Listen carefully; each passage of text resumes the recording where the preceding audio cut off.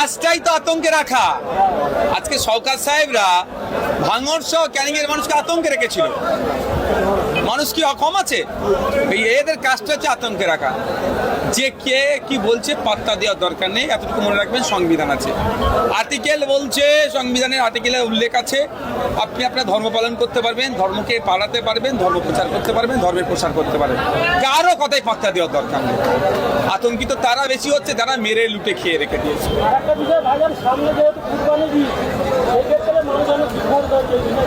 কি বলবো আমি?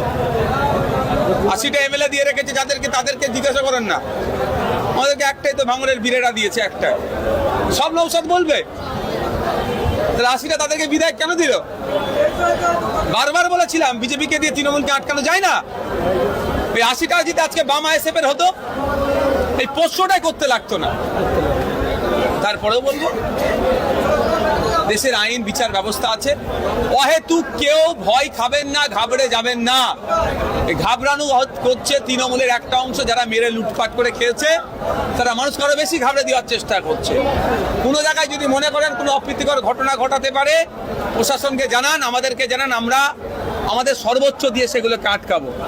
ধর্মীয় অনুষ্ঠান হবে, বিগত দিন ধরে হয়ে আসছে, আগামী দিন ধরে হবে, আগামীতেও হবে, কেউ আটকাতে পারবে না। Thank you.